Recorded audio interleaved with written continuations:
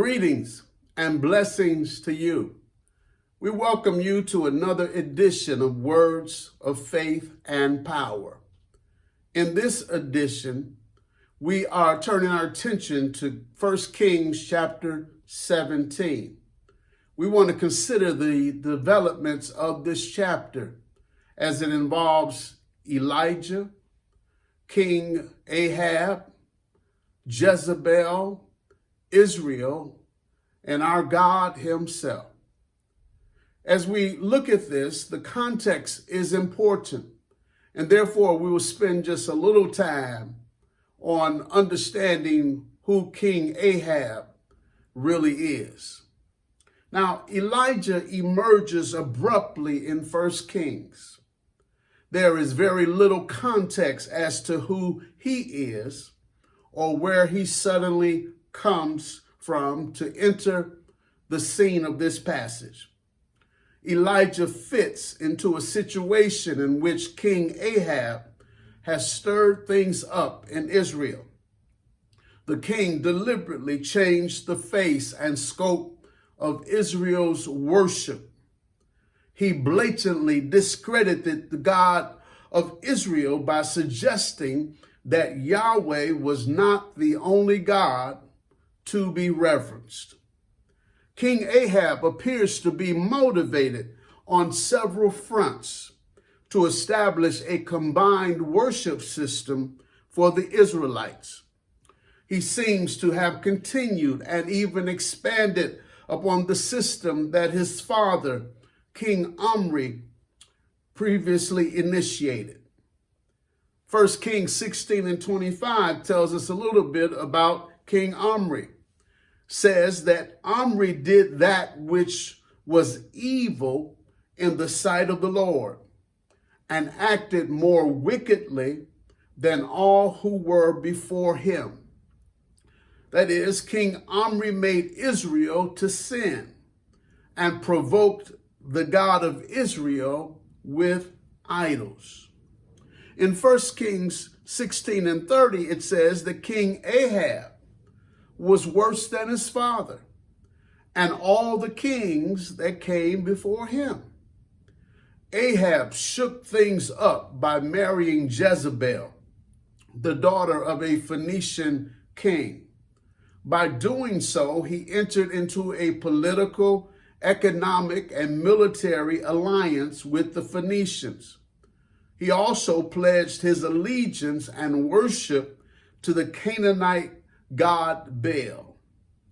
Jezebel greatly influenced Ahab in his worship and political decisions. King Ahab is an example of both evil and weak national leadership. He is portrayed as an evil king in the sense that his ways and practices displease the God of Israel. He also displayed his ruthlessness in many respects.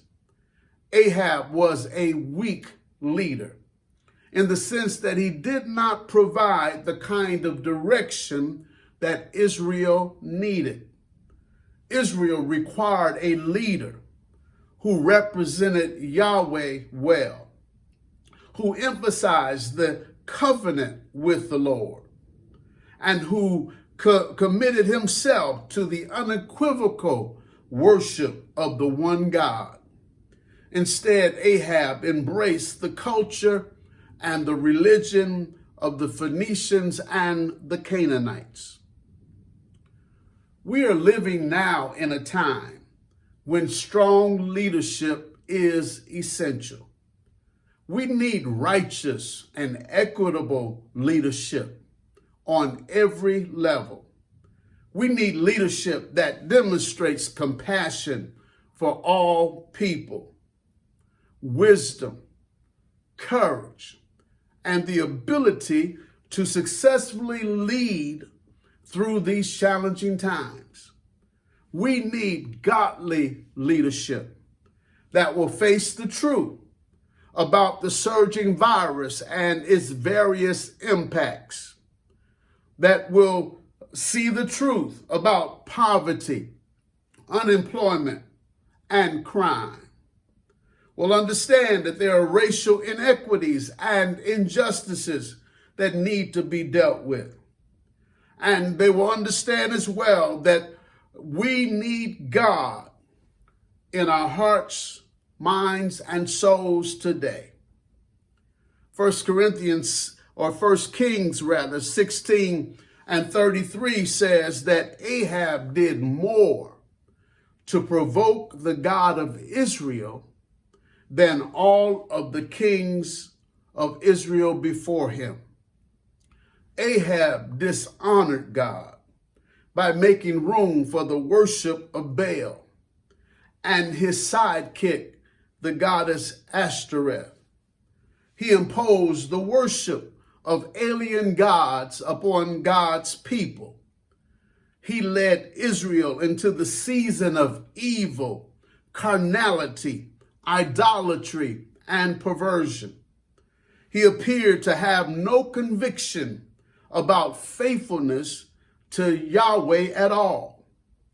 He provoked or angered God by his evil actions. Israel turned to Baal as their lord of vegetation, fertility, and the rain cloud. They sought Ashtoreth as the goddess of the whole earth. Israel placed their hope in these two so-called gods. They honored these gods for their role in bringing the rainy and dry seasons. As an agrarian community, Israel honored these two for favor, a productive harvest, and abundance.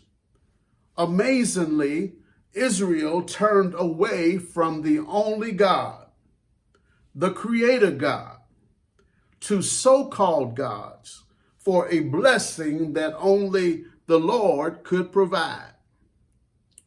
God responds to this situation by sending Elijah to King Ahab, as recorded in 1 Kings 17 and 1. Elijah knew much about the struggles in Israel, and especially about the occasional battles between Syria and Israel in Gilead.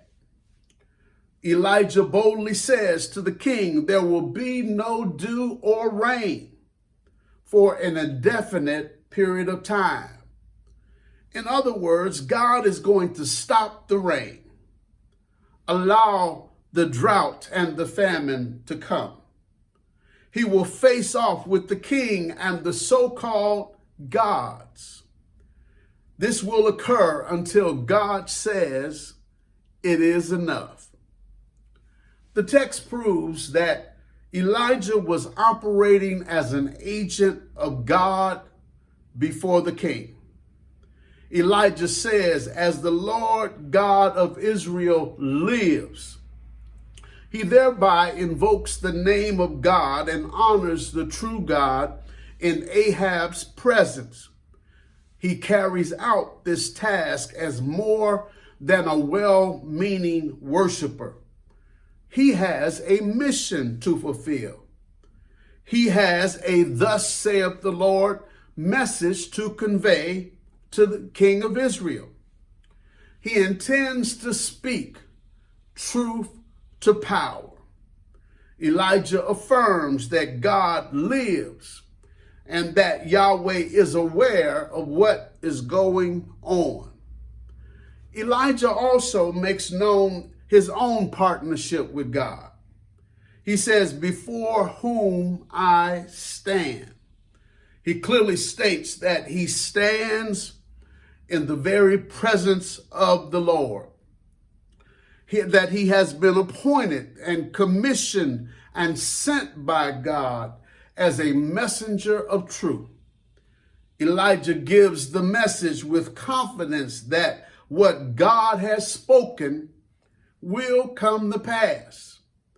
Elijah speaks under the authority of God and says there will be no more rain until God says so. Elijah emphasizes there will be no more rain with the highlighted statement, but according to my word. A true prophet will only speak for God when God has spoken. The declaration, no more rain, functions as both a punishment and a display of God's power. It puts everyone on notice, including Ahab and Jezebel, that there is only one God. This one God controls and provides all things. He is the only one who can help us. He is the only one that is worthy of our worship. He is the only one who can overpower the evil designs of this world. God is on the throne. He rules and super rules. You can trust him to bring you through the no more rain seasons of your life. If God be for us, who can be against us? God bless.